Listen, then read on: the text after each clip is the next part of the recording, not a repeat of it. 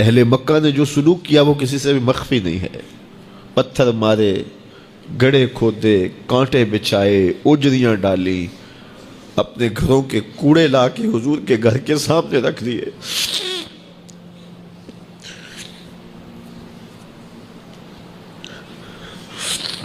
یہ کس چیز کی سزا دے رہے تھے میرے حضور کو؟ میرے حضور علیہ السلام نے پھر طائف کا سفر کیا کہ شاید وہ لوگ میری بات کو سن لیں، لیکن انہوں نے جو دردناک سلوک کیا وہ بھی تاریخ کا ایک انتہائی دردناک باب ہے. انہوں نے اوباشوں کے ہاتھوں میں پتھر دیے اور جس راستے میں میرے حضور نے گزرنا تھا ان کو اس راستے پہ کھڑا کر دیا اور کہا ان پہ سنگ زنی کرو، اور وہ آقا کریم پہ پتھر مارتے، حضور کے پاؤں پہ پتھر مارتے. آقا کریم علیہ السلام پاؤں اٹھاتے تو وہ دوسرے پاؤں پہ مارتے. پھر حضور شدت درد سے بیٹھ جاتے تو ان کے دو غنڈے دائیں بائیں سے آگے بڑھتے اور حضور کو کندھوں سے پکڑ کے اٹھاتے، پھر سنگ باری کرتے.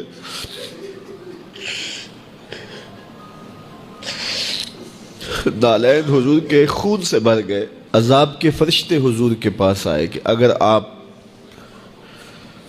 بد دعا بول دیں تو ابھی ہم ان پہاڑوں کو جوڑ دیتے ہیں اور یہ طائف کے لوگ پس جائیں گے ان پہاڑوں کے درمیان. آسمان سے پتھر اتریں گے، ان کے سر کچل دیے جائیں جنہوں نے آپ کو دکھ دیے. اب صحابہ جو ساتھ تھے انہیں بھی شدید آرزو تھی کہ حضور ان کے لیے بد دعا کریں، انہوں نے بڑا دکھ دیا. تو پھر حضور کے ہاتھ اٹھ گئے. صحابہ کا خیال یہ تھا کہ ابھی حضور کی زبان کھلے گی اور بد دعا کے لفظ نکلیں گے اور یہ پیس دیے جائیں گے.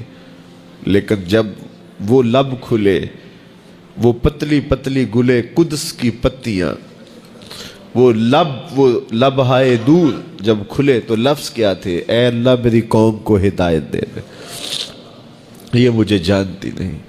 اور کہا کہ مجھے ان کی نسلوں سے ایمان کی توقع ہے. باپ کا انتقال حضور کے اس دنیا پہ قدم رکھنے سے پہلے ہی ہو گیا تھا. ابھی شکم مادر میں تھے کہ حضرت عبداللہ کا انتقال ہو جاتا ہے. در یتیم پیدا ہوئے ہیں. 6 سال کی عمر میں ابوا کے مقام پر ریت کے ٹیلے آئے تو وہاں سیدہ آمنہ کی طبیعت خراب ہو گئی اور پھر لمحے بھی زندگی کے آخری ہیں. سیدہ آمنہ نے محسوس کر لیا کہ یہ میری آخری سانس ہے. سیدہ پاک نے حضور کے سر پہ ہاتھ رکھا اور روتے ہوئے کہا کہ بیٹا ہر نئی چیز نے پرانا ہو جانا ہے، ہر باقی نے فنا ہو جانا ہے. میں بھی جا رہی ہوں، وَذِكْرَ بَاق وَوَلَدْتُ طُهْرًا، لیکن میرا ذکر نہیں مٹے گا اس لیے کہ تیرے جیسا ستھرا بیٹا چھوڑ کے جا رہے ہیں. یہ آخری لفظ تھے سیدہ پاک کے کہ سیدہ آمنہ سلام اللہ علیہا کا انتقال ہو گیا. خیر حضور ماں سے لپٹ گئے. امی آپ آگے بولتی نہیں ہیں، لیکن خاموش ہو گیا تھا چمن بولتا. حضور نے وہیں پھر اپنی ماں کی تدفین کی. تدفین کے بعد ام ایمن کے ساتھ سواری پر بیٹھ جاتے ہیں اور چمٹ جاتے ہیں ام ایمن کے ساتھ، اور وہ جا کے حضرت عبد المطلب کے سپرد کر دیتی ہیں. تو حضرت عبد المطلب حضور کو آغوش میں لے کے بڑا روئے اور ام ایمن سے کہا کہ میرے اس بیٹے کا تم نے خاص خیال رکھنا ہے. اور پھر انہوں نے اتنا خیال رکھا کہ میرے حضور فرمایا کرتے تھے ام ایمن میری ماں کے بعد میری ماں ہے. 2 سال کے بعد حضرت عبد المطلب کا بھی انتقال ہو گیا. ابن حشام کے یہ لفظ سینہ چیرتے ہیں کہ جب امیر قریش کا جنازہ اٹھا تو سارا مکہ جنازے کے لیے امڑ آیا، لیکن لوگوں نے 8 سال کے ایک بچے کو دیکھا جو دیواروں سے لپٹ لپٹ کے رو رہا تھا. آج یہ سہارا بچھن گیا تھا. پھر چچا کی کفالت میں آئے. پھر ایک وقت آیا کہ وہ بھی اس دنیا کو چھوڑ گئے، اور اسی سال حضور کی اہلیہ کا انتقال بھی ہوا، اور اس سال کا نام عام الحزن، دکھوں کا سال رکھا. جو امت کے حق تھے حضور نے وہ ادا کیے. لیکن امت کے ذمے جو حقوق تھے پیغمبر کے لیے، آج امت نے سوچنا ہے کہ امت نے کیا وہ حقوق پورے کیے؟ جس طرح طائف کے بازاروں سے لے کے مکے کی گلیوں تک اذیتیں سہی، تکلیفیں گوارا کی، مقاومتیں، مخالفتیں، نکتہ چینیوں کے طوفان، ناموافق حالات کے جکڑ، اذیتیں، کسے ہوئے آوازیں، کیا کچھ نہیں تھا۔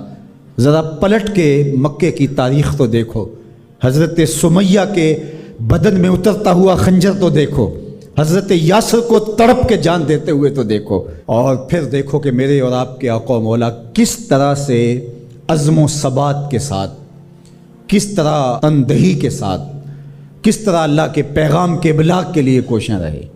گھر میں فاقے تھے، کئی دن تک چولہا نہیں جلا، لیکن تبلیغ کے تسلسل میں فرق نہیں آیا، اور پھر تبلیغی عمل کو کسی غرض سے بھی ملوث نہیں ہونے دیا۔ لا اسألکم علیہ اجرا، اس پہ شاہد عادل ہے۔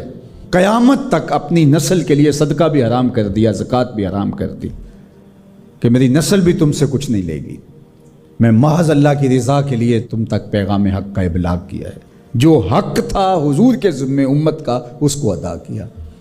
اب امت کے ذمے جو حق ہیں، ذرا امت ایک لمحے کے لیے سوچے کہ وہ حق ادا کیا۔